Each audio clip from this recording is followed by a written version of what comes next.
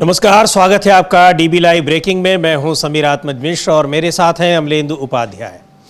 America के राष्ट्रपति Donald Trump ने एक बार फिर ये बात दोहराई है कि उन्होंने सीज फायर करवाया, यानी जो भारत और पाकिस्तान के बीच युद्ध को रुकवाया, ऑपरेशन सिंदूर को रुकवाने में उनकी भूमिका रही। और उन्होंने फिर यही बात दोहराई कि ट्रेड का डर दिखाकर दोनों के बीच युद्ध रुकवाया। लेकिन इस बार उन्होंने जो एक और महत्वपूर्ण बात कही है वो बहुत गंभीर है, और उन्होंने कहा कि इस युद्ध में 5 फाइटर जेट्स जो है वो नुकसान हुए हैं। किसके नुकसान हुए ये उन्होंने नहीं कहा।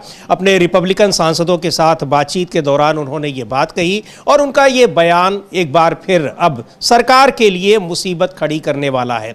24 बार उन्होंने दोहरा दिया है सीज फायर का दावा करने का, और अब सीधे तौर पर वही बात कह रहे हैं जो पाकिस्तान की तरफ से कई बार कही जा चुकी है कि फाइटर जेट्स का नुकसान हुआ, और 5 फाइटर जेट्स इसमें गिरे हैं, नष्ट हुए हैं, उनका नुकसान हुआ है। किस देश की तरफ से किसके फाइटर जेट्स गिरे हैं इसकी ये बात उन्होंने नहीं बताई है। लेकिन इसको लेकर अब राजनीति फिर गर्म हो गई है।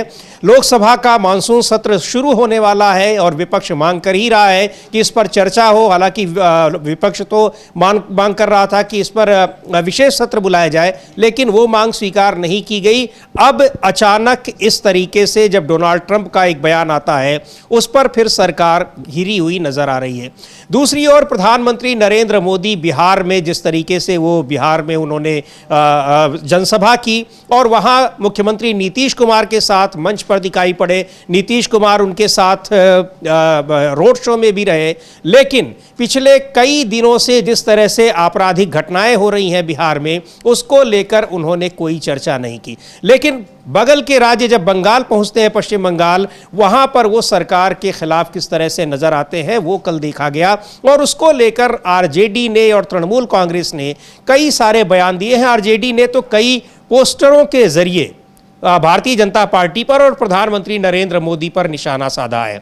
इसके अलावा महाराष्ट्र में जिस तरह से मराठी को लेकर विवाद चल रहा है, और ये विवाद कितने निचले स्तर तक पहुंच चुका है, इस कार्यक्रम में हम लोग इसकी भी चर्चा करेंगे कि जिम्मेदार नेता एक दूसरे को मारने, पीटने और समुद्र में डुबोने की धमकी दे रहे हैं मराठी विषय को लेकर, और उस पर किसी के खिलाफ कोई कार्रवाई नहीं हो रही है। न ही कोई कानूनी कार्रवाई हो रही है, और न ही उनकी पार्टियों की तरफ से कोई कार्रवाई हो रही है।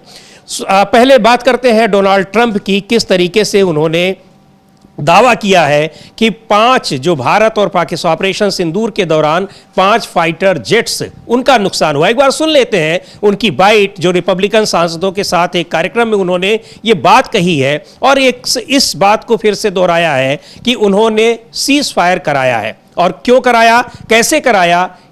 ट्रेड का डर दिखाकर, व्यापार का डर दिखाकर। सुनते हैं डोनाल्ड ट्रंप को क्या कहा है उन्होंने। A lot of wars, and these were serious wars would have been going on there.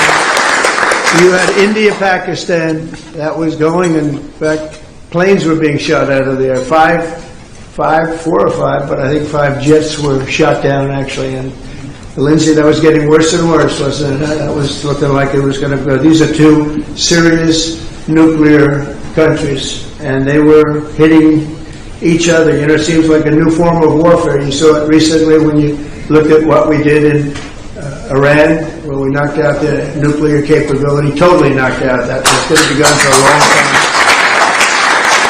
But there seems to be a hit and then another hit, a hit and another hit. It's a different thing. But India and Pakistan were going at it, and they were back and forth, and it was getting bigger and bigger, and we got it solved through trade. We said, you guys want to make a trade deal? We're not making a trade deal if you're going to be throwing around weapons, and maybe nuclear weapons, both very powerful nuclear.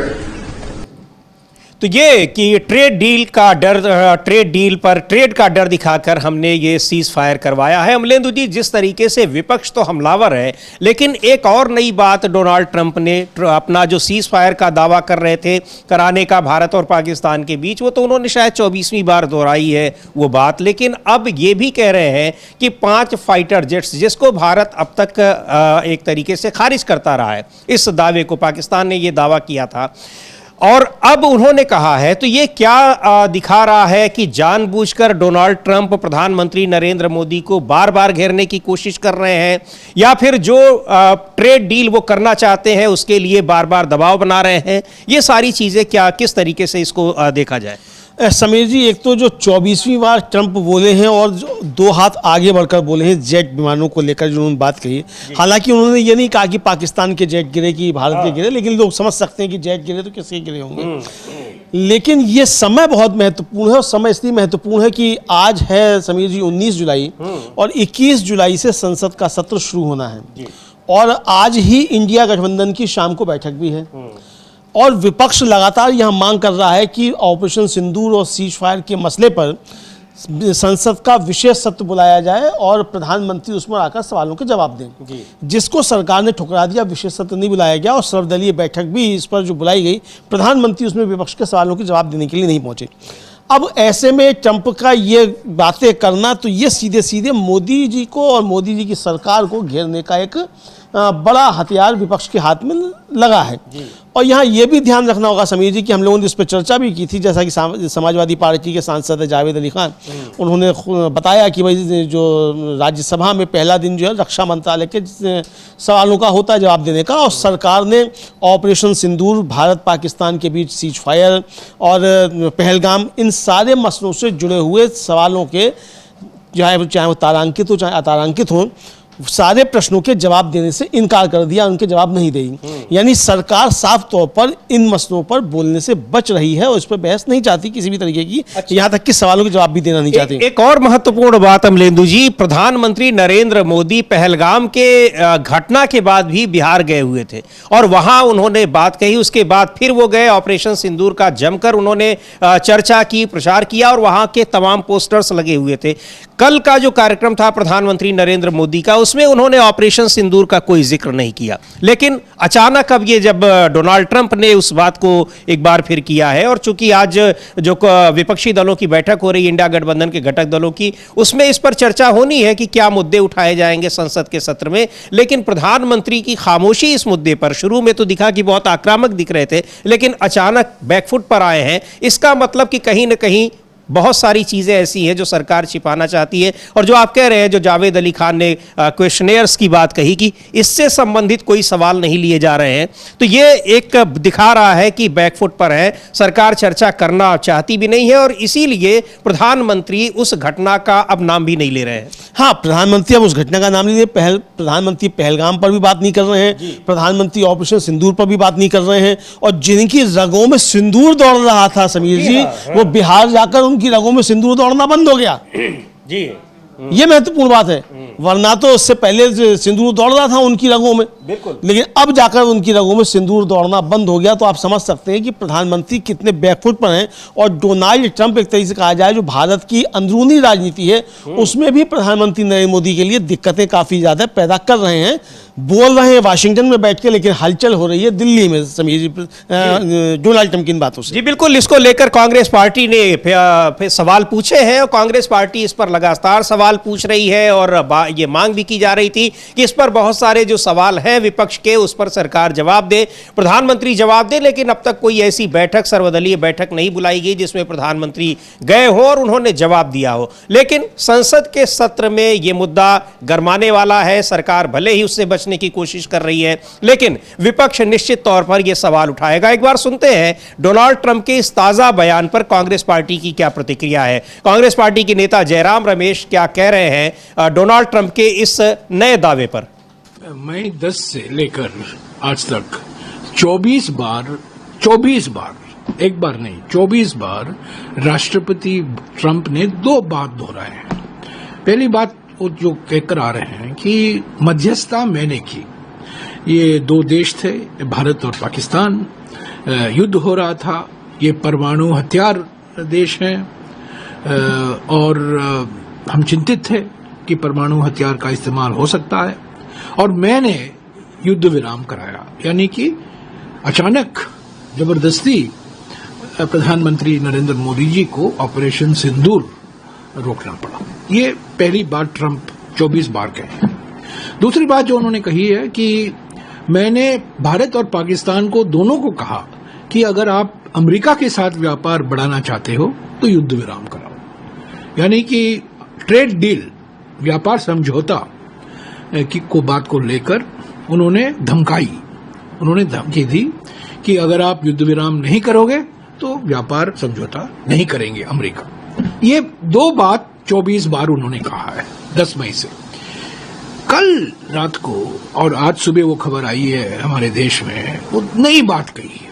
पहली बार उन्होंने कहा है कि 5 लड़ाकू विमान गिरे थे इस युद्ध में।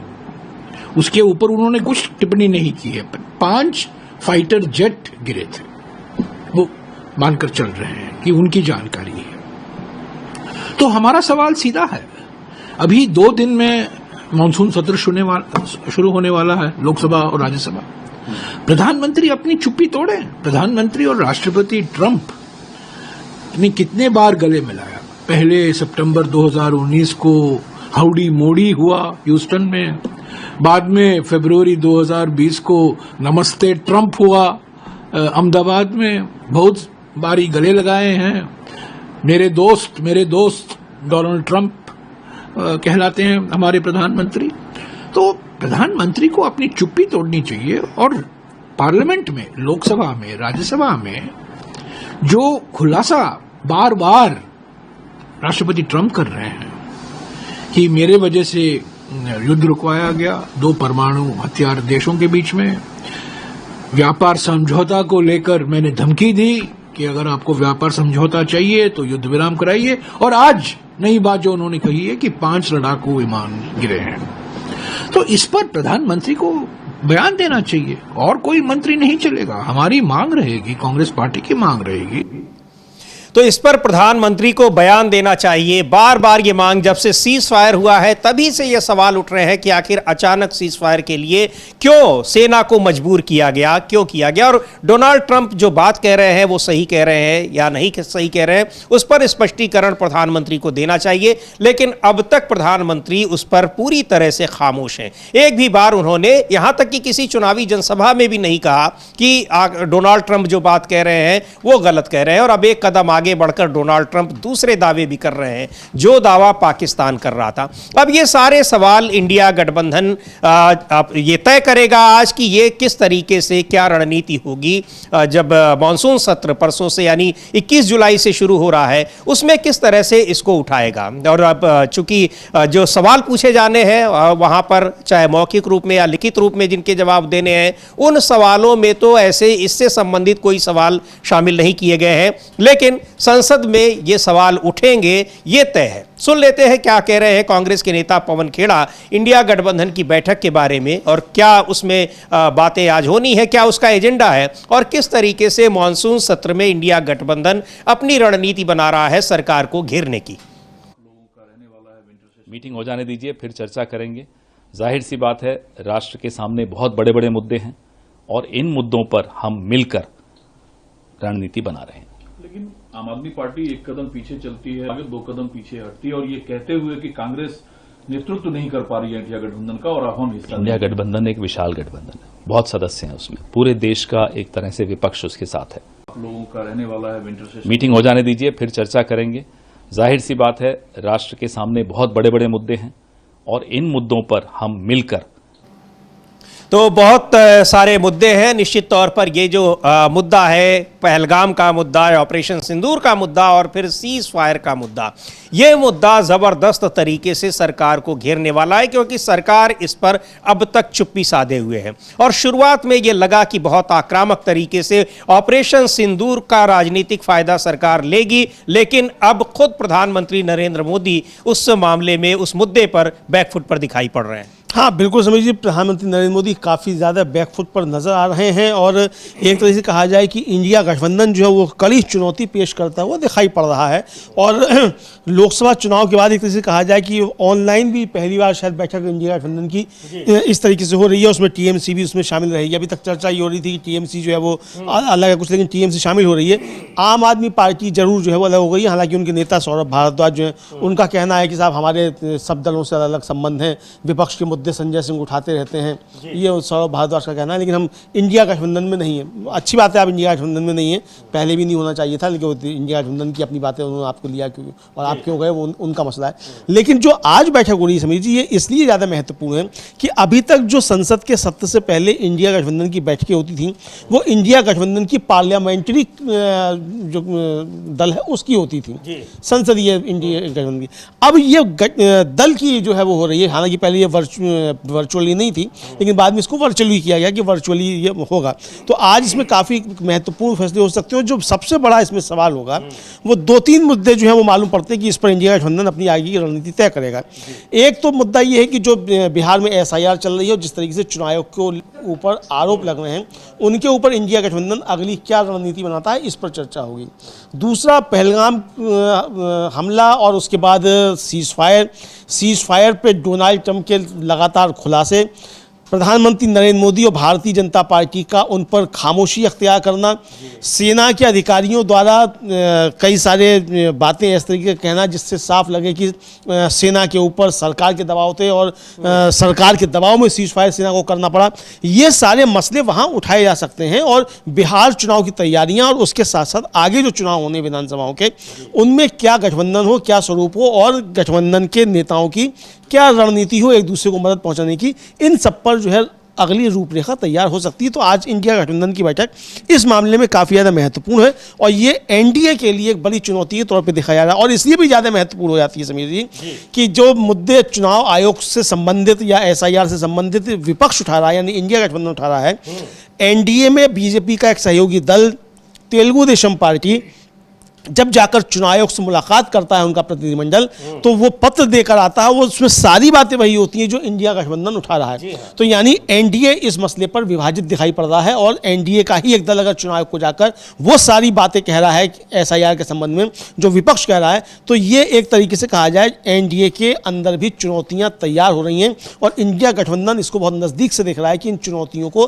किस तरीके से एनडीए में और बढ़ाया जा सकता है। जी बिल्कुल, बिहार में SIR का मुद्दा एक बहुत ही गंभीर मुद्दा हो गया है और सरकार के लिए एक बड़े संकट की वजह बन चुका है, क्योंकि सरकार भारतीय जनता पार्टी खासतौर पर उसका फेवर कर रही है। भारतीय जनता पार्टी के अलावा दूसरे कोई नेता उस SIR के पक्ष में नहीं दिख रहे हैं, ना यहाँ तक कि एनडीए गठबंधन के घटक दल। और एनडीए के घटक दल जो बिहार में प्रमुख घटक दल है जनता दल यूनाइटेड, उसके भीतर भी इस मुद्दे को लेकर SIR को लेकर काफ़ी हलचल है और बहुत सारी आशंकाएं हैं। उसी तरह की जैसे तेलुगु देशम पार्टी ने चुनाव आयोग से मुलाकात कर उन्होंने अपनी आशंकाओं को जताया कि उनके राज्य में ये सारी चीजें नहीं होंगी और अगर होंगी तो तमाम चीजें स्पष्ट करनी होंगी जो आशंकाएं जताई जा रही हैं। और ये वही आशंकाएं थी, जैसा बता रहे हैं अमलेंदु जी, कि जो इंडिया गठबंधन जिन पर आपत्ति कर रहा है SIR को लेकर। और बिहार को लेकर जिस तरीके से प्रधानमंत्री की कल सभा हुई, चुनावी सभा और रोड शो हुआ, काफ़ी दिनों के बाद मुख्यमंत्री नीतीश कुमार भी उसमें नजर आए, लेकिन कानून व्यवस्था पर लगातार घिरे होते हुए भी नीतीश कुमार ने कानून व्यवस्था का कोई जिक्र नहीं किया।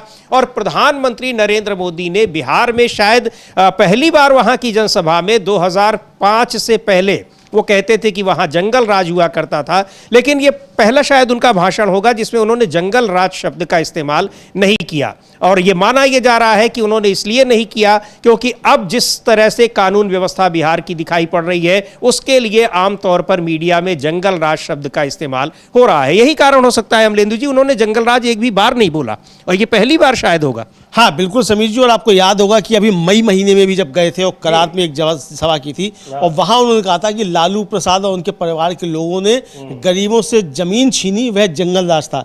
इस बार गरीबों से जमीन छीनी, इस तरह की बात तो की प्रधानमंत्री नरेंद्र मोदी ने कि वो कि जमीन के बदले अपने नाम जो थे वो रोजगार के बदले अपने नाम जमीन लिखा लेते थे। यानी ये भी स्वीकार किया कि लालू प्रसाद यादव जो थे वो रोजगार दे रहे थे, एक तरीके से ये तो स्वीकार किया। लेकिन जब पिछली बार जब गए थे, मई में जब गए थे, तब कहा था कि ये जंगल राज था, लेकिन इस बार जंगल राज शब्द प्रधानमंत्री की डिक्शनरी से गायब था। दूसरा, सीवान में जब थे मोदी जून में, तो उन्होंने कहा था कि बिहार में जंगल राज लाया, वे फिर सत्ता में लौटने की फिराक में, मतलब जो लोग जंगल राज लेकर आए थे। लेकिन अब प्रधानमंत्री जंगल राज शब्द कहने से बचने लगी, क्योंकि कल जब वो जा रहे थे बिहार, उससे पहले परसों से लेकर कल तक जिस तरीके से राष्ट्रीय जनता दल और कांग्रेस और भाकपा माले ने जिस तरीके से ताबड़तोड़ हमले जो थे वो किए जंगल राज को लेकर, और इसके बाद जो एक बयान आ गया वहाँ के एडीजी कानून व्यवस्था का, उससे काफ़ी ज़्यादा घिरे हुए नजर आए प्रधानमंत्री नरेंद्र मोदी भी। और चूंकि जो बिहार में सरकार 20 साल से चल रही है वो सरकार भारतीय जनता पार्टी के सहयोग से चल रही है, मंत्री ज़्यादा भारतीय जनता पार्टी के हैं, विधायक ज़्यादा भारतीय जनता पार्टी के हैं, और अब तो खुलकर ये आरोप लग रहे हैं कि सरकार जो है वो नाम के मुख्यमंत्री नीतीश कुमार है, सरकार चला रही है भारतीय जनता पार्टी। और जिस तरीके से कल जो एडीजी ने कहा, अब यहाँ थोड़ा सा टोकूंगा आपको, ये भी कहा जा रहा है कि नीतीश कुमार अब चुनावी सभाओं में, प्रधानमंत्री की भी सभा में जो भाषण भी देते हैं वो भी पूरी तरह से भारतीय जनता पार्टी की ओर से ऐसा लगता है कि लिखा भाषण है, क्योंकि नीतीश कुमार आमतौर पर लिखा हुआ भाषण नहीं दिया करते थे। हाँ, ये आरोप भी लग रहे हैं कि उनका भाषण भी जो है वो कोई जोशी जी वही लिखकर भेज रहे हैं, वो जोशी जी जो मीडिया को बताते हैं कि आज किस पे चर्चा होनी है, इस तरीके की चर्चाएं भी है, इसकी हम कोई पुष्टि नहीं कर सकते। इस तरीके की सत्ता के गलियारों में बहुत सी बातें चला करती हैं जिनके कोई सिर पैर नहीं होते हैं, लेकिन कहीं ना कहीं कुछ चीजें होती हैं उसमें। तो अब ये कितना सच है कितना गलत हम नहीं कह सकते, लेकिन इस तरह की चर्चाएं भी हैं। अब नीतीश कुमार अभी तक तो यही जाने जाते थे स्वतः स्फूर्त बोलने वाले और खुलकर बोला करते थे, हालांकि उनके विषय में उनके मित्र लालू प्रसाद यादव ने कहा था कि उनके पेट में दांत हैं, तो लेकिन उसके बावजूद वो जो बोलते थे वो खुलकर बोलते थे, और जो बोलते थे उसमें उनकी बातें छिपी होती थी, संदेश मतलब जो उनको देना होता था वो दे देते। अब जिस तरीके से वो प्रधानमंत्री के सामने लिखा हुआ बोल रहे हैं, और कल हम लोगों ने चर्चा की थी, ये बाबा जो अपना माथा पकड़ रहे हैं नीतीश कुमार जी, पहले एक हाथ से माथा पकड़ते हैं, फिर कल वाले, और उसके बाद फिर दोनों हाथों से वो माथा पकड़ने लग रहे थे, उसके बाद फिर वो लिखा हुआ भाषण जो पढ़ रहे थे। इससे एक बात तो विपक्ष की जो थी वो सही मालूम पड़ी कि दबाव नीतीश कुमार के ऊपर बहुत ज्यादा है और नीतीश कुमार उस दबाव में दिखाई पड़ रहे हैं। लेकिन इस जंगल राज को लेकर समीर जी, तेजस्वी यादव ने काफी ज्यादा सवाल उठाया, और तेजस्वी यादव ने कल एक ट्वीट किया, वो हम लोग दिखा सकते हैं। और उस ट्वीट में तेजस्वी यादव ने सवाल पूछा कि क्या प्रधानमंत्री अपराधियों से डरते हैं? प्रधानमंत्री बिहार आए और जंगल राज शब्द का इस्तेमाल करना भी भूल गए, जबकि इससे पहले जंगल राज ये जो प्रिय शब्द हुआ करता था बिहार के लिए 20 सालों से, बल्कि और ज्यादा, मतलब 20 साल से पहले से ही, ये लगभग 30 साल से आप कह सकते हैं समीर जी कि जंगल राज जो भारतीय जनता पार्टी का बड़ा प्रिय शब्द रहा है बिहार के संदर्भ में। और अभी भी चुनाव से पहले लगातार आप देखिए सोशल मीडिया पर किस तरह की बातें की जा रही थी, लेकिन अब प्रधानमंत्री खुद जो है वो जंगल राज को कहना भूल गए। तो तेजस्वी यादव ने इसको लेकर कल एक ट्वीट किया था, वो ट्वीट काफी ज्यादा महत्वपूर्ण है, और उन्होंने उसमें एक शेयर किया था, वो कहते हैं पोस्टर शेयर करते हुए जिस तरीके से तेजस्वी ने किया था, उस पर चर्चा हो सकती है। तेजस्वी ने वो ट्वीट हम देखते हैं क्या किया, और लालू प्रसाद ने भी वो एक पोस्टर जारी करते हुए ट्वीट किया है। देखते हैं वो दोनों ही बहुत ही एक तंज कसते हुए। तेजस्वी का ये जो ट्वीट है कि जो मोदी जी, ओ मोदी जी, आदरणीय मोदी जी, आपके झूठ और जुमलों से तंग आकर बिहार वासियों ने आपको ये गाना समर्पित किया है, कोई गीत है।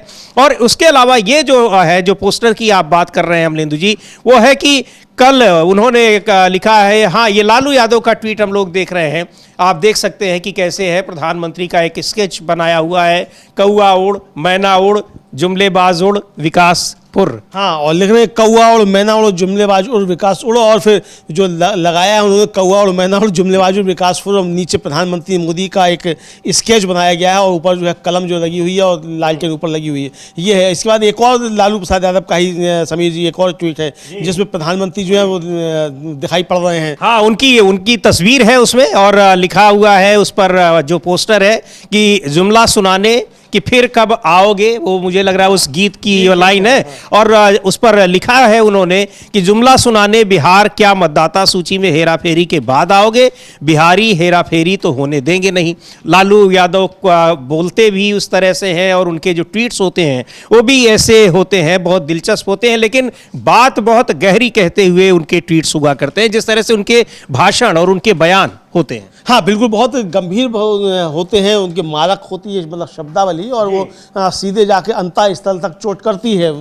तो कल से लेके आज तक 3 ट्वीट किए लालू प्रसाद यादव ने, कल भी जो ट्वीट किया था वो भी हम लोगों ने दिखाया था लालू प्रसाद यादव का, और तेजस्वी यादव ने जो ट्वीट किया समीर जी कल शाम को, बिल्कुल इसको भी देखा जाए। तेजस्वी का जो ट्वीट है कल शाम का है, और उन्होंने एक पोस्टर उसमें टैग किया हुआ है कि कल 7 हत्याएं में आज फिर कई हत्या, बकौल बिहार पुलिस, बिहार में खूनी मौसम। पीएम के मुंह से आज मोतिहारी रैली में जंगल राज शब्द तक नहीं निकला।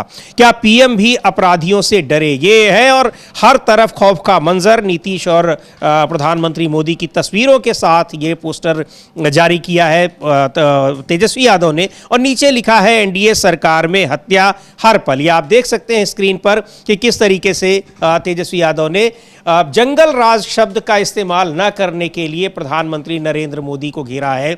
और प्रधानमंत्री नरेंद्र मोदी बगल के राज्य पश्चिम बंगाल भी गए, वहां उन्होंने तृणमूल कांग्रेस की जमकर खिंचाई की, आलोचना की और यह तक कहा कि विकास पहुंच चुका है वहां पर, सिर्फ टीएमसी एक बैरियर की तरह खड़ी है और ये टीएमसी पार्टी यहां से हट जाए तो विकास समझिए पहुंचा हुआ है। हालांकि बिहार के लोग पूछ रहे हैं कि भाई 20 साल से बिहार में कितना विकास हुआ है, ये बताया जाए। कल ही तमाम राजनीतिक दलों की ओर से इस तरह के सवाल पूछे गए थे, लेकिन प्रधानमंत्री वहां फिर आश्वासन देकर आ गए कि दरभंगा वहां पर जो अलग अलग शहर हैं, किस तरह से गया गुरुग्राम बन जाएगा, पटना जो है वो पुणे बन जाएगा। इस तरह से उन्होंने कहा, एक फिर से जिसको कह सकते हैं कि सब्जबाग दिखाकर चले आए। हाँ, सब्जबाग दिखाकर चले आए और मतलब जो जुमलेबाजी करके आए कि मुंबई मोतिहारी मुंबई बन जाएगा और गया गुरुग्राम बन जाएगा, ये सारी बातें। लेकिन सवाल ये है कि आपको अब 11 साल तक मोदी जी किसने रोका था मोतिहारी को मुंबई बनाने से और गया को गुरुग्राम बनाने से? आखिर किसने आपको रोका था 11 साल से? उस व्यक्ति का नाम बताइए। नीतीश कुमार रोक रहे थे आपको कि सम्राट चौधरी रोक रहे थे या अमित शाह रोक रहे थे? कौन रोक रहा था? ये कानून व्यवस्था पर जिस तरह से तेजस्वी ने ये ट्वीट किया है अमलेंदु जी कि हर तरफ खौफ का मंजर, और जो चीजें लिखी हैं इसको यही बातें कहते हुए वहां पर जो प्रधानमंत्री नरेंद्र मोदी के बेहद खास बिहार में नेता है यानी चिराग पासवान जी, हाँ, उन्होंने भी कुछ बात कही है और बिहार की कानून व्यवस्था पर उन्होंने भी उसी तरह से सवाल उठाए हैं जिस तरह से विपक्ष उठा रहा है। एक बार सुन लेते हैं चिराग पासवान क्या कह रहे हैं। हालांकि चिराग पासवान वहां की राज्य सरकार में उनकी भागीदारी नहीं है, लेकिन केंद्र में वो मंत्री हैं और एनडीए के एक प्रमुख घटक दल के नेता हैं। लेकिन राज्य सरकार पर ही सवाल उठा रहे हैं। हाँ, सीधा सीधा कह रहे हैं राज्य सरकार। सुनते हैं हम, बिल्कुल सुनते हैं क्या कह रहे हैं चिराग पासवान। विपक्ष कह रहा है कि प्रधानमंत्री बिहार आए पर अपराध पे कुछ नहीं कहा। आपने भी सवाल उठाए थे बिहार में जिस तरह के मामले आपराधिक देखने को मिल रहे हैं, पारस वाला मामला हो या जो भी हो, इस पे एक लफ्ज प्रधानमंत्री ने नहीं कहा। कैसे देखिए, प्रधानमंत्री जब सौगात लेकर आ रहे हैं उनकी प्राथमिकताएं अलग हैं। वो बिहार को एक विकसित राज्य बनाने की सोच के साथ कार्य कर रहे हैं। जहां तक रही लॉ एंड ऑर्डर की बात, ये संघीय ढांचे में फेडरल स्ट्रक्चर में हर कोई जानता है कि पूर्णतः ये राज्य सरकार का विषय आता है, ये राज्य सरकारों के अंतर्गत आता है। ऐसे में प्रधानमंत्री को चिंता नहीं है, कतई ये बात जायज नहीं है। बट हाँ, ये चिंता हम सबकी भी है। जिस तरीके से हाल फिलहाल के दिनों में आपराधिक घटनाएं बढ़ी हैं, जिस तरीके से एक के बाद एक ऐसी घटनाएं सामने आ रही हैं जिसका बारे में शायद किसी ने कभी सोचा भी नहीं होगा। जिस तरीके से पारस हॉस्पिटल में घुसकर, कमरे में घुसकर दिन दहाड़े 5 शख्स घुसते हैं और दिन दहाड़े गोलियों की बौछार कर देते हैं। ऐसा नहीं है कि बिहार में ये घटनाएं पहले नहीं हुई हैं। जो लोग जंगल राज जिनके नेतृत्व में होता था, आज जब वो हम लोग पे उंगली उठा रहे हैं तो उनसे पूछने की जरूरत है कि 98 में पीएमसीएच में भी इसी तरीके से गोली चली थी और उस वक्त के मंत्री, उनकी हत्या कर दी गई थी। उस वक्त वो मंत्री थे, उस वक्त घुस के उनकी हत्या कर दी गई थी। उस वक्त किसकी सरकार थी? इन्हीं की थी ना। पर ना उस वक्त के इस घटना को जायज ठहराया जा सकता है, ना आज की इस घटना को जायज ठहराया जा सकता है। हकीकत यह है कि अगर एक भी आपराधिक घटना होती है तो प्रशासन को जिम्मेदारी लेनी होगी। एडीजी लॉ एंड ऑर्डर इस तरीके की बातें कतई नहीं कह सकते हैं कि भाई बरसात के से पहले इस तरीके की घटनाएं होती है। क्यों? क्योंकि किसान खाली बैठा रहता है। भाई जो अन्नदाता है हमारा, आप उसके ऊपर इस तरीके का आप आरोप लगा रहे हैं। और ये आरोप नहीं लगा रहे हैं, आप लीपापोती कर रहे हैं। आप अपनी जिम्मेदारियों से आप भागने का कार्य कर रहे हैं, जो कि कतई स्वीकार्य नहीं है। आपकी जवाबदेही बनती है, जिम्मेदारी आपको लेनी होगी और राज्य सरकार को भी इसमें और ज्यादा मुस्तैदी से सुनिश्चित करना होगा कि कम से कम और कुछ नहीं तो बिहार में सुरक्षा का भाव, एक सेंस ऑफ सिक्योरिटी हर बिहारियों के भीतर दे। ये जिम्मेदारी प्रशासन सरकार की बनती है। क्योंकि लगातार आप भी आपराधिक घटनाओं पर सवाल, जिम्मेदारी जवाबदेही तय होनी चाहिए। मैं पहले ही इस बात को कह चुका हूं।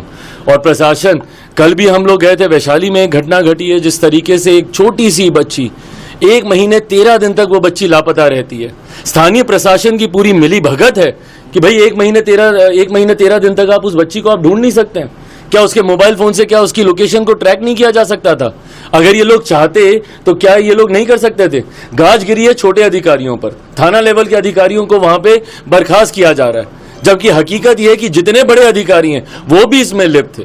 तो ऐसे में जब तक जिम्मेदारी तय नहीं होगी, जब तक जवाबदेही तय नहीं होगी, आपराधिक घटना इसी तरीके से घटा। तो सीधे तौर पर आपराधिक घटनाओं, लॉ एंड ऑर्डर के लिए राज्य सरकार को जिम्मेदार ठहरा रहे हैं तेजस्वी यादव, और तेजस्वी यादव प्रधानमंत्री का बचाव तो कर रहे हैं, लेकिन एक सवाल, माफ कीजिएगा, चिराग पासवान, लेकिन यहां पर एक सवाल ये उठा भी रहे हैं कि प्रधानमंत्री को भी इस कानून व्यवस्था के बारे में बोलना चाहिए था। कह रहे हैं चिराग पासवान कि हम सभी लोग परेशान हो रहे हैं, और परेशानी की और चिंता की ये बात है कि यहां पर कानून व्यवस्था की स्थिति कितनी खराब हो गई है। हाँ बिल्कुल समीर जी, और यानी कि अपनी सरकार पर सवाल उठाते हुए चिराग पासवान दिखाई पड़ रहे हैं। भाई सरकार में तो शामिल हैं ही, अब अगर एनडीए में तो हैं ही आप, और एनडीए के मंत्री, और साफ तौर पर कह रहे हैं कि ये राज्य सरकार का विषय है और राज्य सरकार को उस पर ध्यान देना चाहिए। और जो एडीजी का बयान कल हम लोगों ने सुनवाया भी था समीर जी इस ब्रेकिंग में, उस पर भी वो काफी ज्यादा नाराज हो रहे हैं। इसका मतलब एडीजी का बयान सरकार की तरफ से बयान है, तो वो कह रहे हैं कि आप इस तरीके से हमारे अन्नदाता को आप जो है दोषी ठहरा रहे हैं। तो ये गंभीर मसले हैं समीर जी। और ये अब जंगलराज, हालांकि चिराग पासवान ने जंगलराज शब्द का इस्तेमाल किया, तो चिराग पासवान तो स्वीकार कर रहे हैं कि बिहार में जंगलराज है, लेकिन जो बात चिराग पासवान मोदी जी के मंत्री स्वीकार कर रहे हैं कि बिहार में जंगलराज है, प्रधानमंत्री मोदी को वो शब्द कहने में क्या आपत्ति है? क्यों उनके हलक से नहीं निकल रहा है? यानी कि उनके गले की हड्डी बन गया है जंगलराज शब्द प्रधानमंत्री नरेंद्र मोदी के लिए। पिछली सभाओं में आए तो जंगलराज की बात थी, लेकिन कल जब प्रधानमंत्री नरेंद्र मोदी आए तो जंगलराज शब्द उनके मुंह से नहीं निकला, और इसीलिए नहीं निकला चूंकि चिराग पासवान स्वीकार कर रहे हैं कि बिहार में जंगलराज है, उसके लिए राज्य सरकार दोषी है, यानी कि एनडीए सरकार दोषी है, मुख्यमंत्री नीतीश कुमार के साथ साथ भारतीय जनता पार्टी दोषी है। जी बिल्कुल, क्योंकि उसमें भारतीय जनता पार्टी सहभागी है और ज्यादातर मंत्री और ज्यादा विधायकों की भी संख्या भारतीय जनता पार्टी की ही है वहां पर। और इसको लेकर एक बार सुनेंगे कि आरजेडी के नेता मनोज झा क्या कह रहे हैं, प्रधानमंत्री की ये यात्रा और किस तरीके से बिहार में कानून व्यवस्था पर खामोश रहने पर उन्होंने जो टिप्पणी की है वो सुनते हैं। किस तरीके से हमारी बेटियां यहाँ पे यही बता रहा है कि देश के प्रधानमंत्री बनने लायक नहीं है। First past the poll system है, क्योंकि झूठ का पहाड़ खड़ा कर लिया आपने। मणिपुर नहीं दिखता है, बिहार नहीं दिखा, कल आप आए थे। 15 दिन में 37 हत्या की घटना हुई है। मुजफ्फरपुर की बेटी के साथ क्या हुआ? फैक्ट फाइंडिंग टीम नहीं भेजा ना, बंगाल भेजिएगा। तेलंगाना में कुछ होगा तो फैक्ट फाइंडिंग टीम भेजिएगा। अरे देश के प्रधानमंत्री का मिजाज होना चाहिए महासागर वाला। जहां कहीं लॉ एंड ऑर्डर का ऐसा मामला हुआ, बलात्कार का हो, फैक्ट फाइंडिंग टीम वहां जाएगी। ये क्या कि बिहार में सेलोटेप लगा लिया, टेलीप्रॉम्प्टर ब्लैंक हो गया और बंगाल जाकर के, हाँ, और वो नीला पटका भी बंगाल में उतर गया। वो भाव है, संविधानवाद है, उसको अगर यहां रखते हैं ना, यहां भी रखिए।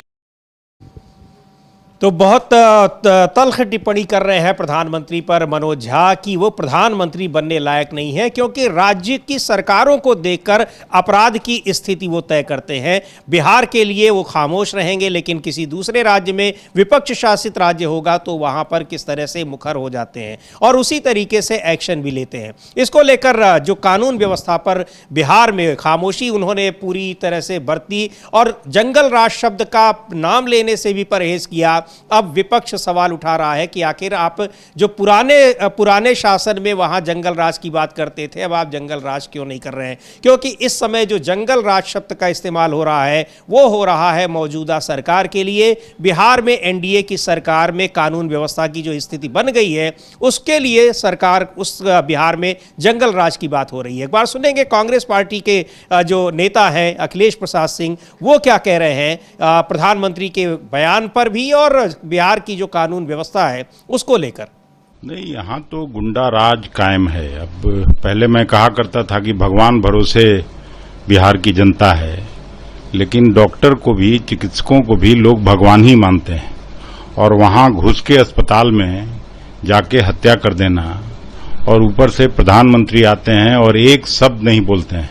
पहले तो जंगल राज कह के भाषण करते थे, लेकिन अब जंगल राज से भी अगर तुलना किया जाए तो 300% से ज्यादा हत्या में वृद्धि हुई, 250% से ज्यादा महिला अपराध में बढ़ोतरी हुई और बच्चों के मुकदमे 280% से ज्यादा हुए हैं। कोई ऐसा जिला नहीं है जहां रोज हत्या नहीं हो रही है और पटना शहर में अकेले 125 हत्या हो चुकी एक साल के अंदर अंदर। ये भी तो क्राइम कैपिटल हो गया पूरे देश का। पारस वाले मामले में आज 3 लोगों को गिरफ्तार किया गया है। इनकाउंटर की बात कह रहे थे सत्ता पक्ष वाले लोग, तो वो तो अपना पुलिसिया कार्रवाई सब करती है होने के बाद, लेकिन पुलिस प्रशासन कान में तेल डाल के क्या सोई हुई है जब हत्या हो रही है दिन दहाड़े। कलेक्टर साहब के घर के पास हत्या होती है, एसपी साहब के घर के पास हत्या हो रही है, गांधी मैदान तो हार्ट ऑफ द सिटी है ना, वहां हत्या हो रही है, अस्पताल में घुस के हत्या हो रही है, तो कहां है पुलिस? तो क्या बिहार में किस तरीके से कानून व्यवस्था की स्थिति है उस पर बता रहे थे कांग्रेस पार्टी के नेता अखिलेश प्रसाद सिंह, और लगातार इस पर सवाल उठ रहे हैं और बिहार में किस तरह की जो लगातार वहां पर आपराधिक घटनाएं हो रही हैं, मर्डर हो रहे हैं, लेकिन सरकार खामोश है। नीतीश कुमार का कोई बयान नहीं आ रहा है। प्रधानमंत्री नरेंद्र मोदी की रैली में भी जब वो दिखे तो न तो उन्होंने उस पर कुछ बोला और न ही प्रधानमंत्री ने, जबकि उस दिन भी घटनाएं हो रही हैं और एक दिन पहले तो एक दिन में 2-2 घटनाएं इस तरह की हो चुकी थी। तो इस पर कई सारे सवाल उठ रहे हैं, लेकिन जिस तरह से प्रधानमंत्री के ऊपर सवाल ये है कि वो सत्ता पक्ष का शासन जहां पर है वहां के अपराध की घटनाओं को पूरी तरह से इग्नोर कर देते हैं, लेकिन विपक्ष जहां पर शासन कर रहा है, जिन राज्यों में विपक्ष की सरकारें हैं, वहां की आपराधिक घटनाओं को कितने जोर शोर से उठाते हैं और उसका जिक्र भी करते हैं। पश्चिम बंगाल में भी उन्होंने किया और पश्चिम बंगाल के नेताओं का, यानी तृणमूल कांग्रेस के जो नेता है पश्चिम बंगाल में सत्तारूढ़ पार्टी, उसके नेताओं का भी इस पर बयान आ रहा है कि किस तरीके से यहां की घटनाओं के बारे में झूठ बोल रहे हैं प्रधानमंत्री। और टीएमसी के नेता हैं कुणाल घोष, उनको सुनेंगे किस तरह से उन्होंने प्रधानमंत्री पर आरोप लगाया है कि पश्चिम बंगाल में उन्होंने बहुत सारे गलत बयान दिए हैं, झूठे बयान दिए हैं, सच्चाई से परे बयान दिए हैं।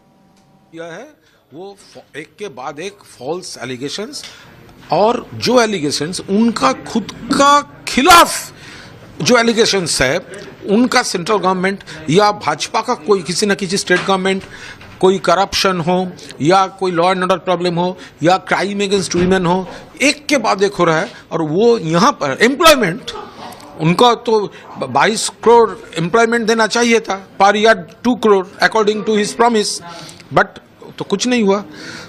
रोजगार का जिक्र करते हुए उन्होंने कहा कि जो बिजनेसमैन यहाँ पे है उनसे पैसे लेती है टीएमसी। ये तो पूरा ना उनका ये जो एलिगेशंस है डाहा झूठ है, और इसका रिजल्ट तो हम यहाँ पर मिल रहे हैं। पूरा इंडस्ट्रियल जो सेक्टर है वो तो इन्वेस्ट कर रहा है बंगाल में, top industrialist they are investing in Bengal.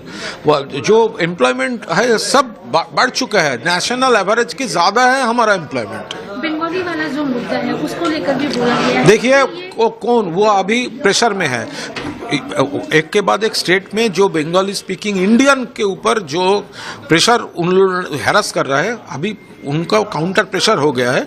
इसीलिए आप देखिए जिस गवर्नमेंट का प्राइम मिनिस्टर लास्ट 11 इयर्स में बंगाल से, तो किस तरीके से प्रधानमंत्री पर आरोप लगा रहे हैं कि पश्चिम बंगाल के बारे में वो झूठ बोल रहे हैं और जो गलत बातें फैला रहे हैं। कुणाल घोष तृणमूल कांग्रेस के नेता, और पश्चिम बंगाल में प्रधानमंत्री को वहाँ की आपराधिक घटनाएं भी दिखने लगी और वहाँ और सारी चीज़ें, लेकिन बिहार में उनको सारा कुछ बेहतर नज़र आया और आगे भी उन्होंने बहुत सारे वादे किए हैं। लेकिन लोग वहां पर पूछ रहे थे, विपक्षी पार्टियां पूछ रही थी कि पुराने वादे क्या हुए, उन पर कोई जवाब नहीं प्रधानमंत्री का आया। हाँ, प्रधानमंत्री का पुराने वादों पर कोई जवाब नहीं आया, नए वादे जरूर आ गए, और वादे भी ऐसे आए कि जो 2047 में भी पता नहीं पूरे होंगे कि नहीं होंगे, क्योंकि बता रहे हैं कि मोतिहारी को जो मुंबई बना देंगे। अब मोतिहारी को अगर मुंबई बना देंगे तो अब तक रोका किसने था और अब तक बनाया क्यों नहीं, ये सवाल भी है। बहरहाल वो सारे अपने सत्ता और पक्ष विपक्ष पक्ष की तरफ से आरोप प्रत्यारोप की चीज़ें हैं समीर जी,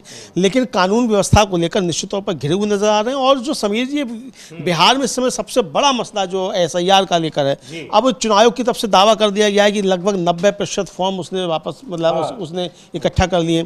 उसको लेकर कई तरीके के सवाल हो रहे हैं। एक यूट्यूबर ने उस पर कुछ खबरें की, अब उस यूट्यूबर ने जो खबरें की उस पर परेशानी हुई चुनाव आयोग को, वहाँ प्रशासन ने कुछ FIR दर्ज कराई गई। अब एक और जो है वो आदेश अभी थोड़ी देर पहले जो है एक आया है, और वो अगर आप बताएंगे तो मुझे लगता है ज़्यादा बढ़िया। पटना के जिला प्रशासन की ओर से ये सोशल मीडिया पर डाला गया है और उसमें कहा गया है कि अजीत अंजुम नामक यूट्यूबर द्वारा बनाए गए वीडियो शीर्षक SIR पर पटना से बड़ा खुलासा, वोटर से मिले बगैर जमा हो गए फॉर्म के संदर्भ में उन्हें ये सूचित किया जाता है कि उसमें दर्शाए गए संबंधित व्यक्तियों के नाम और मतदान केंद्र बूथ संख्या एकत्रित कर हमें उपलब्ध कराएं, ताकि इसकी जांच किसी भी बिहार राज्य के निर्वाचक या किसी मान्यता प्राप्त राजनीतिक दल द्वारा की जा सके। यदि वह त्रुटि सत्य पाई जाती है तो उसे अगस्त माह के दौरान ही तत्काल प्रभाव से सुधारा जा सकेगा। यह स्पष्ट किया जाता है कि 1 अगस्त के पश्चात भी 1 माह का अतिरिक्त समय उपलब्ध रहेगा, जिसके दौरान कोई भी निर्वाचक या राजनीतिक दल अपने दावे एवं आपत्तियां दर्ज करा सकते हैं। इस अवधि में भी मतदाता सूची में पाई गई किसी भी प्रकार की त्रुटि का विधि सम्मत सुधार किया जा सकता है।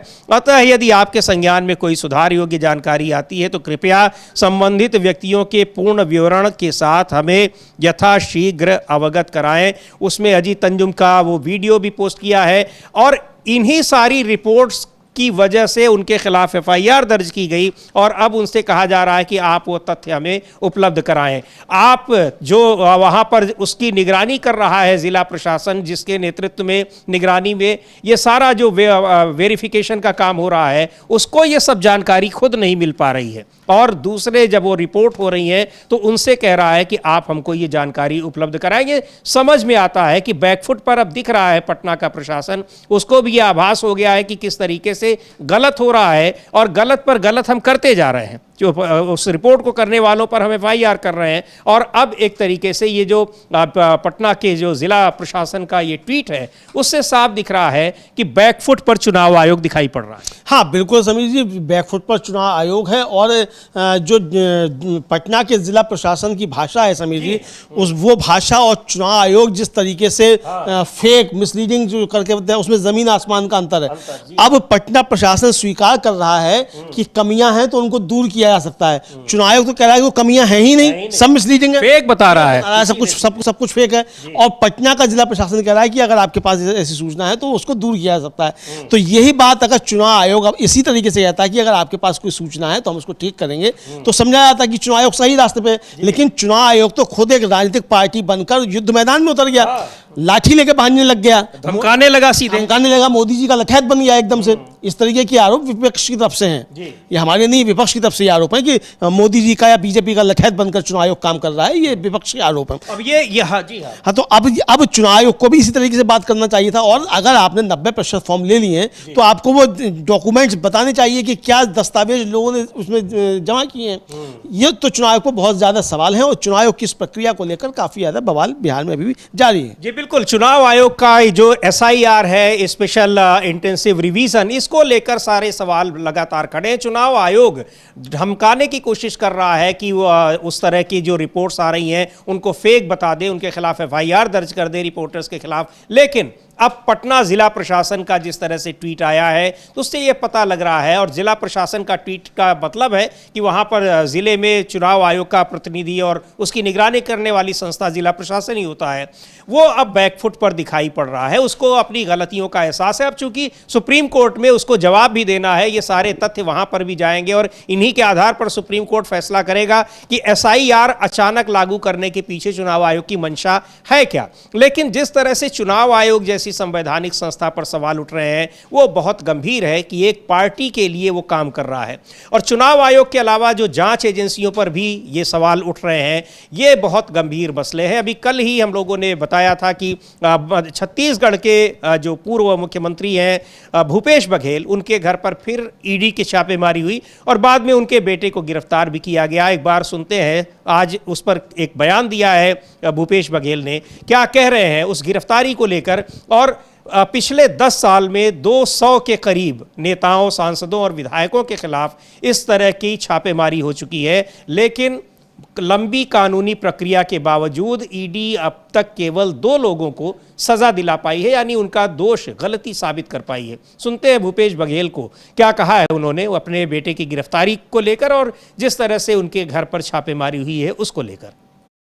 मार्च को हमारे घर में ईडी का छापा पड़ा, 15 दिन बाद 26 मार्च को सीबीआई का छापा डाला और 10 मार्च से लेके आज 18 जुलाई जब मेरे लड़के के जन्मदिन है, उस दिन तक एक भी नोटिस नहीं, कोई पूछताछ नहीं और आज सीधी गिरफ्तारी। तो ये सीधी बात ये है कि अडानी के खिलाफ कांग्रेस पार्टी ने काम किया, हम सारे विधायक कमनार गए, इसके कारण से ये कार्रवाई की गई। और जो शिकायत ये आ रही है कि पप्पू बंसल के बयान के आधार पर, तो यहाँ कोर्ट से उसके खिलाफ नॉन अवेलेबल वारंट है और वो आदमी खुलेआम घूम रहा है, कभी ईडी कार्यालय जाता है, कभी सीबीआई कार्यालय जाता है, उसके बयान के आधार पे आप कार्रवाई कर रहे हो और वो आदमी कोर्ट के एनबीडब्ल्यू है और ऑफिस घूम रहा है। इससे समझ आ जाता है कि सारा षड्यंत्र हो रहा है शासकीय एजेंसियों के माध्यम से। तो ये सुना हमने भूपेश बघेल को, और ईडी, सीबीआई और जो इनकम टैक्स, ये जांच एजेंसियां किस तरीके से विपक्षी नेताओं के यहाँ छापेमारी करती हैं, टाइमिंग देखकर, समय देखकर कि कब करना है। और कल छत्तीसगढ़ विधानसभा का जो सत्र चल रहा था, 5 दिन का एक संक्षिप्त सत्र था, महज 5 दिन का वहाँ का, और उसका आखिरी दिन था। उसी दिन भूपेश बघेल को बहुत महत्वपूर्ण सवाल उठाना था, जो ज़मीन अडानी को दी जा रही है और जंगल कट रहे हैं उसके लिए, लेकिन उनके घर पर ईडी की छापेमारी शुरू हो गई। तो उसको लेकर यह प्रियंका गांधी ने भी इस पर ट्वीट किया है जांच एजेंसियों की, और चूंकि कल ही ईडी ने चार्जशीट दायर की है रॉबर्ट वाड्रा के खिलाफ, तो प्रियंका गांधी लिख रही हैं कि भाजपा सरकार ने छत्तीसगढ़ के सारे जंगल अडानी जी को समर्पित कर दिए हैं। पैसा, कानून और एनजीटी के निर्देशों की धज्जियां उड़ाते हुए जंगलों को तबाह किया जा रहा है। पूर्व मुख्यमंत्री श्री भूपेश बघेल जी विधानसभा में ये मुद्दा उठाने वाले थे, उन्हें रोकने के लिए सुबह सुबह ईडी ने उनके घर पर छापा मारा और उनके बेटे को गिरफ्तार कर लिया। पिछले 11 सालों में देश अच्छी तरह समझ चुका है कि ये जनता की आवाज़ को कुचलने और विपक्ष को दबाने के तरीके हैं, लेकिन ऐसे हथकंडों से सच को दबाना और विपक्ष को डराना नामुमकिन है। कांग्रेस का एक एक कार्यकर्ता बघेल जी के साथ मजबूती से खड़ा है, ये उनका ट्वीट है। और छत्तीसगढ़ के डिप्टी सीएम रहे और टीएस सिंहदेव ने भी एक ट्वीट किया है, बहुत महत्वपूर्ण बात लिखी है, जबकि वहाँ ये प्रचारित किया जाता है कि टीएस सिंहदेव भूपेश बघेल के विरोधी हैं, लेकिन वो भी इसमें उनके समर्थन में दिखाई पड़ रहे हैं कि हर बार ईडी की कार्रवाई की टाइमिंग पर सवाल उठता है। लोकसभा चुनाव से पहले 2 मुख्यमंत्री गिरफ्तार किए गए और अब मानसून सत्र में भूपेश बघेल जी के निवास पर छापा, खासकर तब जब तमनार खदान जैसे अहम मुद्दे पर चर्चा होनी थी। ये सब सिर्फ ध्यान भटकाने की कोशिश है। कांग्रेस एकजुट है और डराने धमकाने की इन कोशिशों के सामने कभी नहीं झुकेगी। तो टाइमिंग का जिक्र ये भी कर रहे हैं टीएस सिंहदेव कि कैसे टाइमिंग देखकर ईडी, सीबीआई और इनकम टैक्स, ये जांच एजेंसियां विपक्षी नेताओं के ठिकानों पर छापेमारी करती हैं। हाँ, बिल्कुल समझिए किस तरीके से विपक्षी उस पर छापेमारी करती हैं, इसको लेकर सवाल है। और ये कांग्रेस ने एकजुटता अपनी दिखाई है और सीधे सीधे एक तरीके से कहा जाए इस मुद्दे को ये बना दिया है कि चूंकि अडानी के जंगलों पर सवाल उठ रहे थे, अडानी को खदानें दी जा रही हैं और जंगलों की सफाई जिस तरीके से अडानी कर रहे हैं उसके खिलाफ चूंकि कांग्रेस काम करने वाली थी, तो इसलिए जो है ये छापेमारी की गई और इस पर पूरी कांग्रेस जो है एकजुट नजर आई। भूपेश बघेल तो लगातार बात कर ही रहे हैं, कल उनके बेटे की गिरफ्तारी हुई, उसके पहले उससे हम लोगों ने कल वो ट्वीट भी दिखाया था, उन्होंने लिखा था कि सुबह 6:20 पर ईडी का स्वागत, ईडी टीम की आवभगत, और 11 बजे विधानसभा भी गए। उनके बेटे को जब ले जाया गया अदालत में, अदालत भी पहुंचे, उसके बाद फिर बात की, आज सुबह भी निकले हुए हैं क्षेत्र में। तो यानी वो पूरी तरीके से मजबूती के साथ दिखाई पड़ रहे हैं और ये बात साफ आ रही है। और ये हो रहा है कि भाई अब ये भी कहा जा रहा है कि आम आदमी पार्टी जो इंडिया गठबंधन से अलग हुई है, उसके पीछे भी यही डर है कि अरविंद केजरीवाल को फिर से ना बुला लिया जाए। तो ये सारी चर्चाएं चल रही हैं कि जैसे ही रॉबर्ट वाड्रा के ऊपर चार्जशीट दाखिल हुई, वैसे ही आम आदमी पार्टी ने घोषणा कर दी कि वो इंडिया गठबंधन में नहीं है। तो अब ये भी चर्चाएं चल रही हैं कि केजरीवाल जी जो है वो आ तो गए थे इधर, लेकिन अब जो है वो घबरा रहे हैं। खैर वो उनका अपना मसला है, क्यों आए थे क्यों नहीं आए थे। लेकिन इस बीच मोदी जी के वो एक हनुमान है दूसरे वाले झारखंड वाले समीर जी, और वो रोज जो है मतलब जब गए थे विदेश यात्रा पे तब भी नेहरू, इंदिरा, राजीव गांधी और कांग्रेस सब पे हमले लगातार बोल रहे थे। उन निशिकांत दुबे ने एक बड़ी बात कह दी, गंभीर बात कह दी है, और उस गंभीर बात के बड़े सवाल निकल रहे हैं। उन्होंने एक पॉडकास्ट में ये कहा कि नरेंद्र मोदी को बीजेपी की आवश्यकता नहीं है, बीजेपी को नरेंद्र मोदी की आवश्यकता है, और अगर नरेंद्र मोदी नहीं होते तो 150 सीटें भी नहीं जीत पाते जी।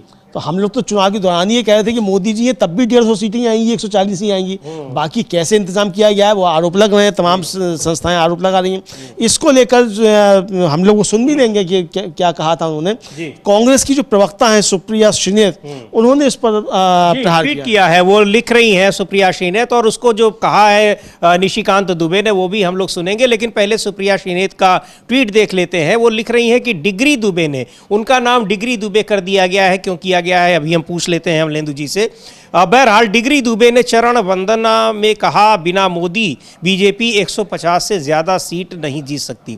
न चाहते हुए भी सच बोल दिया, क्योंकि प्रचार प्रसार और मीडिया के चरण चुंबकों की बदौलत मोदी जैसे तैसे छवि बचाते रहते हैं, वरना बीजेपी सरकार ने तो देश का बेड़ा गर्क कर दिया है। पर झूठी छवि भी कब तक टिकेगी, ये उन्होंने कहा है। और उस जो सुन लेते हैं पहले कि क्या है निशिकांत दुबे ने। और बहुत एक जो कह रही हैं सुप्रिया श्रीनेत कि आखिरकार सच्चाई वो सामने आ गई है। तो किस तरीके से ये पहले ही कहा जा रहा था, अनुमान लगाए जा रहे थे कि 150 से ज़्यादा सीटें भारतीय जनता पार्टी नहीं जीतेगी, लेकिन जीत गई वो 240 सीटें। तो आखिर ये इंतज़ाम कहाँ से हुआ सीटों का, यहाँ वोट कैसे पड़े ये बात नहीं होती है, इंतज़ाम कैसे हुआ ये चर्चाएं अब चलती हैं। सुनते हैं निशिकांत दुबे ने उस पॉडकास्ट में कहा क्या है। यदि मोदी जी हमारे नेता नहीं है तो भारतीय जनता पार्टी 150 सीट भी नहीं। 2029 चुनाव भी भारतीय जनता पार्टी की मजबूरी है कि मोदी जी के नेतृत्व में ही लड़ना पड़ेगा। जब मोहन भागवत जी कहते हैं कि 75 पे रिटायर होना चाहिए, आज मोदी जी को आवश्यकता नहीं है, आज भारतीय जनता पार्टी को आवश्यकता। यदि मोदी जी हमारे नेता नहीं है तो तो सीधे सीधे ये बात की जो कुछ है मोदी जी ही हैं, और अगर वो नहीं है तो भारतीय जनता पार्टी नहीं है। जब तक वो है तभी तक भारतीय जनता पार्टी। एक तरीके से वो अब भारतीय जनता पार्टी के भी भविष्य की बात वो कह दे रहे हैं। ये इस बात से समीर जी अब ये समझा जा सकता है कि भारतीय जनता पार्टी और आरएसएस के बीच संघर्ष अब तेज हो चुका है। मोहन भागवत ने जिस तरीके से कहा कि 75 साल पे रिटायर हो जाना चाहिए, क्या निशिकांत दुबे ये संदेश और ये संकेत मोहन भागवत को दे रहे हैं और मोदी जी की तरफ से दिलवाया जा रहा है कि बिना मोदी जी के भारतीय जनता पार्टी 150 सीटें नहीं जीत पाएगी, तो इसलिए मोदी जी को हटाने की मत सोचना। अब ये साफ तौर पर लगता है कि संघर्ष आरएसएस और मोदी के बीच बढ़ता जा रहा है, और इसी वजह से अभी तक बीजेपी का अध्यक्ष तय नहीं हो पाया है। निशिकांत दुबे की यह जो पॉडकास्ट है, इस पॉडकास्ट से बीजेपी के अंदर का जो संघर्ष है समीर जी, वो काफी हद तक सतह पर आ गया है। अब लोग चूंकि अभी बोलने से बच रहे हैं, मोदी जी सरकार में ईडी किसी क्या भी जा सकती है, सीबीआई किसी क्या भी जा सकती है, तो अब लोग बच कर रहना चाहते हैं, सरकार में। लेकिन जिस दिन ये तमाशा खुलेगा तो उस दिन ताश के महल के पत्तों की तरह भड़बड़ा के बीजेपी गिर पड़ेगी। ये निशिकांत दुबे की इस छोटी सी एक बात से कि मोदी जी अगर हमारे नेता नहीं होते तो बीजेपी 150 सीटें नहीं जीतती, इसका मतलब सीधे सीधे मोहन भागवत और आरएसएस को संदेश दे दिया गया है मोदी जी की तरफ से कि 17 सितंबर को मोदी जी को रिटायरमेंट के बारे में सोचना भी नहीं, ये समीर जी समझा जा सकता है। लेकिन इसके साथ साथ निशिकांत दुबे चूंकि लगातार विवादों में रहते हैं, और अभी उन्होंने एक बयान दे दिया था कि वो यहाँ आए राज ठाकरे तो उनको पटक पटक कर मारेंगे, मराठी मानुष को। इस पर राज ठाकरे ने बड़ा तगड़ा प्रहार किया। उन्होंने कहा कि एक बीजेपी का एमपी कह रहा है कि वो पटक पटक के मारेंगे और तुम यहाँ आओ तो हम तुमको समंदर में डुबो डुबो कर मारेंगे। हम सुन भी सकते हैं कि राज ठाकरे ने कहा। जी बिल्कुल, राज ठाकरे को सुन भी सकते हैं, लेकिन ये भी हम देखेंगे कि किस तरह से राजनीति कहां पर जा रही है। और दोनों ही जिम्मेदार नेता हैं। राज ठाकरे भी विधायक रह चुके हैं, एक पार्टी के अध्यक्ष हैं, मनसे नाम की उनकी पार्टी है महाराष्ट्र में, और उसमें जो निशिकांत दुबे एमपी हैं और कितने महत्वपूर्ण व्यक्ति हैं ये समझ में आता है कि वो बार बार बयान देते हैं। और सीधे उन्होंने चीफ जस्टिस ऑफ इंडिया के लिए ऐसा बयान दे दिया कि जो कोई सोच भी नहीं सकता है, लेकिन उनके खिलाफ एक कार्रवाई कोई तो छोड़िए, किसी उनकी पार्टी के किसी नेता का बयान तक नहीं आया है। तो ये राजनीति का स्तर बता रहा है कहाँ गया है। लेकिन किसी के खिलाफ अगर कोई कार्रवाई नहीं हो रही है, राज ठाकरे के खिलाफ, तो वहाँ की सरकार कार्रवाई कर सकती, क्योंकि उनके भी बहुत ही विवादास्पद बयान आए हैं। और कि पार्टी तो उनकी करेगी नहीं, क्योंकि अपनी पार्टी के नेता तो वही हैं।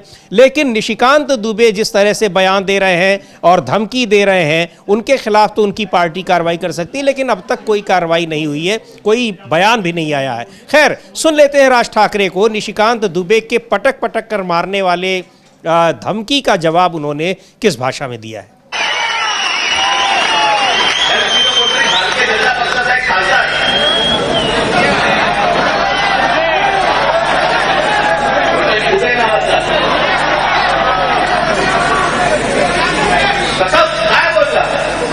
मराठी लोगों को हम यहाँ पे पटक पटक के मारेंगे। झाली का केस त्याच्यावरती हिंदी चॅनल वाले दाखवलं का? पुढे चालवलं का? काही नाही. बघा कसं असतात, कशा असतात ते बघा. तू आम्हाला पटक पटक के मारणार तुम्ही? तुम्हीलाच मी सांगतो, तुम्ही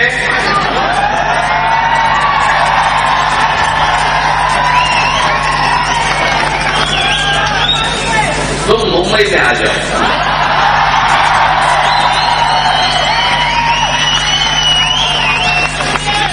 मुंबई के समुद्र में डूबे डूबे कर मारेंगे।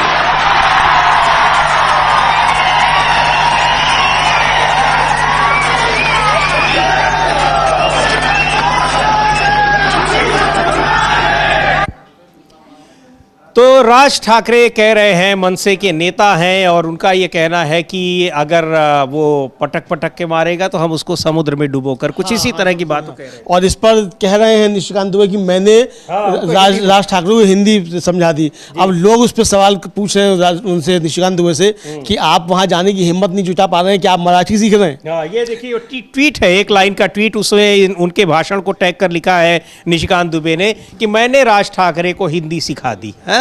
लेकिन सवालिया निशान उस पर लगा रहे हैं। सवालिया निशान, क्वेश्चन मार्क लगा रहे हैं, लेकिन मतलब ट्वीट पर भी हिम्मत नहीं हो पा रही है कि पटक पटक के मारे। जी बोल तो दिया पटक पटक के मारेंगे, लेकिन जब वो कह रहे हैं कि वो समुद्र में डुबो डुबो के मारेंगे, तो कहीं वास्तव में पकड़ के समुद्र में ना डुबो दें, तो क्या ये डर लग रहा है? अब ये पता नहीं डर लग रहा है नहीं लग रहा है, चूंकि मोदी जी के सिपाही हैं वो, तो डरना नहीं चाहिए। राज ठाकरे को मुंबई में जाकर चुनौती देनी चाहिए निशिकांत दुबे को, तो लेकिन वो नहीं दे रहे, जो उनका मसला है। लेकिन कुल मिला के समिति, जो आपने कहा कि दो राजनेता एक दूसरे के खिलाफ इस तरीके की बातें कर रहे हैं, हिंसात्मक भाषा का प्रयोग कर रहे हैं, लेकिन सरकारें खामोश हैं, प्रशासन खामोश है और कानून सोया हुआ है। बिल्कुल।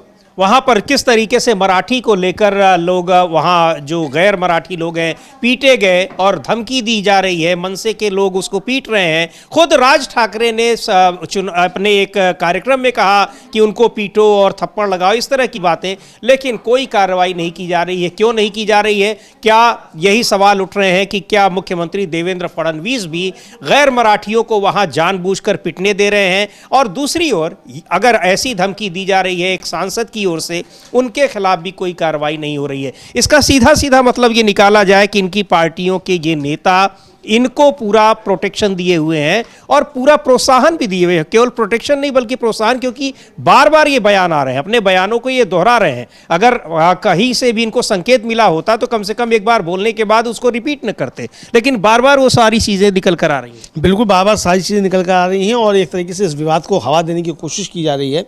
और जैसा कि कहा था रोहित पवार ने, हम लोगों ने सुनवाई थी उनकी बाइट की, चूंकि बिहार में चुनाव है तो इसलिए ये किया जा रहा है। तो ये साफ समझ में आ रहा है कि बीजेपी इसको क्यों इतना करना चाहती है और क्यों इस मसले को बढ़ा रही है ये। लेकिन निशिकांत दुबे ने जो पॉडकास्ट में जो बात कह दी है वो काफ़ी ज़्यादा महत्वपूर्ण है। मुझे लगता है कि इस पर चर्चा होनी चाहिए कि क्या मोदी जी जाने वाले हैं जो निशिकांत दुबे धमका रहे हैं आरएसएस को एक तरीके से, कि अगर मोदी जी नहीं होंगे तो 150 सीटें भी नहीं आएंगी। अब वो 150 सीटें जो आएंगी, जो बिना मोदी जी के बीजेपी की, उन 150 सीट में निशिकांत दुबे जीत कर आएंगे कि नहीं आएंगे, तो निशिकांत दुबे जाने कि वो मोदी जी की वजह से जीत के आ गए हैं या अपनी वजह से जीत कर आ गए हैं, आ भी जाएंगे बिना मोदी जी के भी, ये तो वो जाने। लेकिन सवाल उन्होंने निश्चित तौर पर आरएसएस के ऊपर उठा दिया है कि 17 सितंबर के बाद मोदी जी को रिटायर करने के विषय में आरएसएस सोचे नहीं। जी बिल्कुल, 17 सितंबर के बाद, चूंकि तब मोदी जी का जन्मदिन है और आरएसएस प्रमुख मोहन भागवत ने कहा था कि 75 साल की उम्र के बाद लोगों को खुद रिटायर हो लेना चाहिए। उन्होंने मोदी का नाम नहीं लिया था, लेकिन ये संकेत था कि ये बात शायद प्रधानमंत्री नरेंद्र मोदी के लिए ही कही जा रही है। हालांकि उन्होंने अपना भी हवाला दिया कि वो भी सितंबर में ही, और 17 सितंबर से पहले ही वो भी 75 साल के हो रहे हैं। लेकिन जिस तरह से निशिकांत दुबे का ये बयान आया है, पॉडकास्ट आया है सार्वजनिक रूप से, और जानबूझकर उन्होंने कहा, क्योंकि पॉडकास्ट में अगर नहीं चाहते तो ऐसा पॉडकास्ट है कि उसको मतलब डिलीट भी किया जा सकता था, लेकिन वो प्रसारित हुआ है और उसमें वो सीधे तौर पर ये कहते दिख रहे हैं कि भारतीय जनता पार्टी का मतलब केवल प्रधानमंत्री नरेंद्र मोदी, जब तक वो हैं तभी तक भारतीय जनता पार्टी है, नहीं होती तो 150 सीट भी नहीं आती। लेकिन उनकी वजह से क्या हुआ, अब उत्तर प्रदेश में तो यही बात वो नहीं कह पाए अमलेंदु जी, क्योंकि उत्तर प्रदेश में लगातार ये चर्चा हो रही थी कि आखिर उत्तर प्रदेश में जब इतनी सीटें, लगभग आधी सीटें हो गई 2019 की तुलना में, उसके पीछे कौन कारण है। चर्चाएं हो रही थी वहां पर कि जिम्मेदारी तय होगी, लेकिन प्रधानमंत्री नरेंद्र मोदी पर ही सीधे जिम्मेदारी थोपी जा रही थी मुख्यमंत्री योगी आदित्यनाथ की तरफ से, और ये चर्चाएं इतनी गर्म हो गई कि आखिर फिर ये मुद्दा ही थम कर रह गया, दब कर रह गया कि किसकी जिम्मेदारी होगी। लेकिन अब जो बात कही है निशिकांत दुबे ने, बहुत ही एक महत्वपूर्ण बात और सीधे सीधे आरएसएस को चैलेंज करने वाली बात है कि प्रधानमंत्री नरेंद्र मोदी कब रिटायर होंगे, वो क्या काम कर रहे हैं, उन पर सवाल उठाने का आपको कोई हक नहीं है, ऐसा उनके इस बयान से पता लग रहा है। बाकी इसके और क्या निहितार्थ निकलते हैं राजनीतिक गलियारों में, क्या चर्चा होती है, खुद बीजेपी की ओर से इस पर क्या प्रतिक्रिया आती है, ये देखने वाली बात होगी,